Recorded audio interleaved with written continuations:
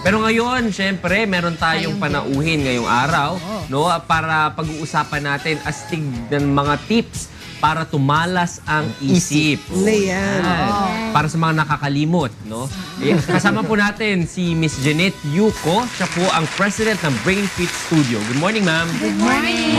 Good morning. Ma'am, totoo ba yun? Kaya pa bang patalasin ng isip ng isang tao? Di ba parang parang sabi nila, you can't Teach an old dog new tricks. Diba? Matatagalan lang, pero pwedeng-pwede. Kasi the brain is always changing. Yun nga. The brain is formed of different neurons that it's always changing throughout the lifespan. As long as meron proper stimulation and also with good nutrition.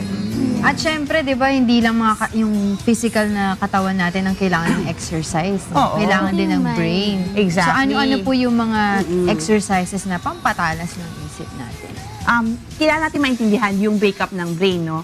Brain controls the whole body. Okay. Meron siyang 5 areas that controls all of us, no? One area is about yung sensory motor natin, gross motor, tsaka yung fine motor. Medulla oblongata ba yan? Tapos yung isa is our visual processing, yung mga nakikita natin, how detailed na naalala natin. May mga iba, isang tingin pa lang, afterwards, hindi na nila maalala, di ba? That's our visual processing. Meron ding auditory processing. Sa mga bata, this is how they pick up reading and comprehension. Sa atin ng mga age, it is also how well we connect with other people, communication skills. How well we listen, how well we communicate back. Tapos meron din yung attention and memory. Di ba today, ang dami ng mga challenges na mga low attention, maski bata, maski matatanda. Usually po, nagiging problema ako sa example ko, experience ko, yung name recall. Parate, lagi ko nakakalimutan yung mga pangalan ng mga tao. Sino kaya ito? Nakilala ko siya, pero hindi ko makatandaan yung pangalan. Meron kanina nagtanong sa akin, one of your staff dito, about long-term and short-term memory. Paano ba i-develop yung short-term and long-term memory, no? Yung short-term memory is yung things na we see immediately, ma-recall natin. Pero long-term would be, let's say, things that happened in the past or even, let's say, number patterns. Experiential. So, iba rin yun. So, how we can develop paano naman yung selective memory? Selective yun, by choice na yun. Meron tayong gustong ilimot, iilimot. Malilimot talaga natin. Sobrang naiinggit ako sa mga taong may photographic memory. Photogenic memory lang kasi ako eh. So, paano ba magkaroon ng photographic memory? Dapat tinatrain din yan. May mga techniques yan. At saka, like for example, one of the technique ng photographic memory, let's say numbers ang kailangan mo i-remember. Minsan, they do by patterns. Tingnan mo yung phone. Pag memorize mo isang number, minsan mas mabilis. Pag tinitingnan mo, parang minsan, Z ba siya, tas going up. That will help developing photographic memory. Hindi siya porkit numbers lahat ang nare-register. They're remembering patterns. When you're practicing or preparing for your board exams or mga exams, minsan may mga ilan-ilang steps, di ba?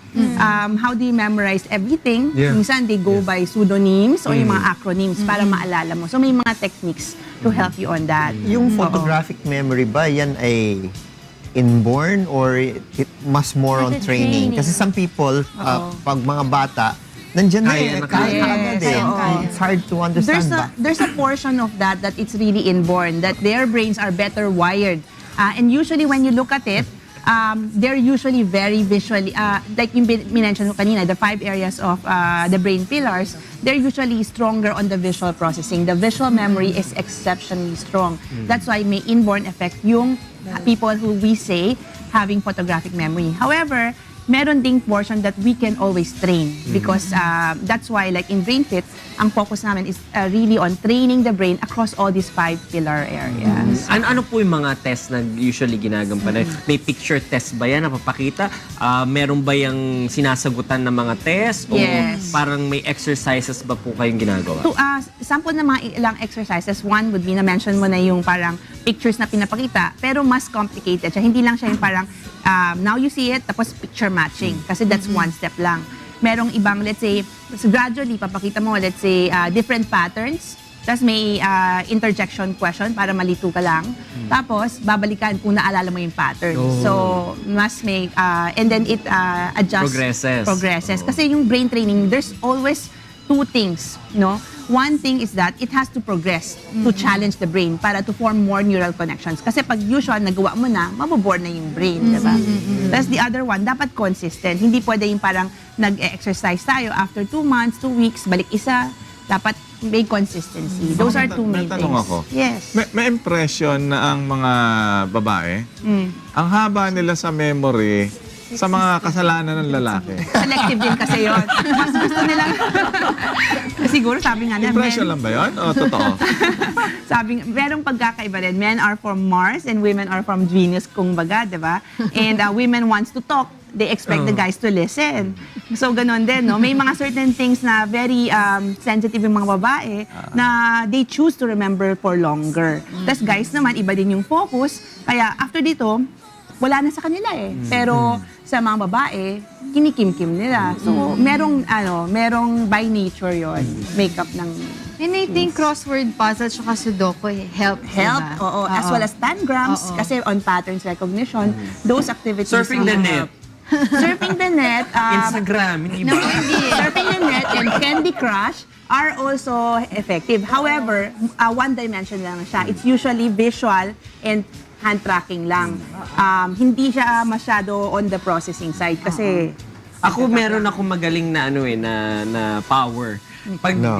pag napuntahan ko na isang place, nakikita ko na yung mga details, ganyan. So ngayon, pag mga tao nasa Instagram, ganyan, pa-picture, selfie, or something, tapos makakita ko na isang detail na yon, kahit Alam hindi mo na nila ilalagay yung kung nasaan location kung siya. nasan sila, malalaman ko na kung Nako-connect nasa, mo. nako-connect ko na kagad. you have a very good attention to detail. That's a part of your visual memory. OC Oo. kasi siya. So, you Pero think hindi ako that... magaling sa math.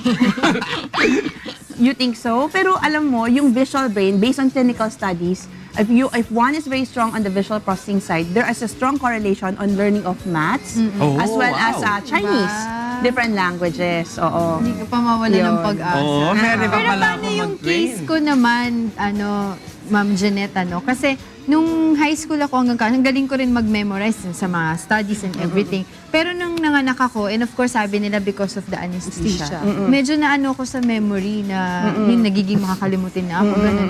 How can I practice again na paano ko ma-exercise yung brain ko?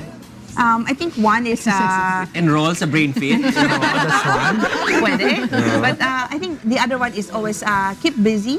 I think read as well as long as you're moving. I can see you're very active naman yung lifestyle, no? I think that keeps us on the move, eh. And different things that we Keep do, talking to intelligent people like us. things that things that you think would stimulate. Wag yung parang very monotonous na mga activities. I think by catching up with your kids also will keep you very, very active. Di ba yung mga tao na tumatanda, pag laging nakakulong lang sa bahay, mas mabilis ang degradation nila. Do you know that tayo, no? Of course, you know, the first 2 years of life is when the brain develops the Develops, fastest. like a sponge. In fact, at 2 years old, 75% of the size of the brain is already parang adult size. Wow. So that's the peak in terms of the development. But as we progress in age, nagde-develop pa rin siya, but at much as a slower pace. At age 30 years old, there's an age-related natural deterioration of mental capacity. Wow. Yes. Affected na tayong Oh lahat. my. No? Hindi lang metabolism, pati pala Yes.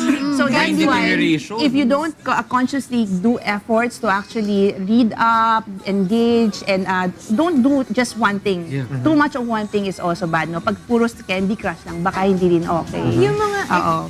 Mami, mga exercises po sa Brain Fit Studio, will it help also by mga brains natin? Kasi, di ba, we're using a certain percentage of our brain. Small percentage. We're not using 100%, di ba? Yes. And yet, Einstein used bigger amount of brain percentage that we are using right now, Yes. di ba? So, paano mo use yung magagawa ng paraan na magamit mo yung buong brain mo, di ba? Para Yeah. maging matalino ka Oo. naman. Since you mentioned Einstein, do you think Einstein's brain is bigger than the rest of the people or just heavier? No.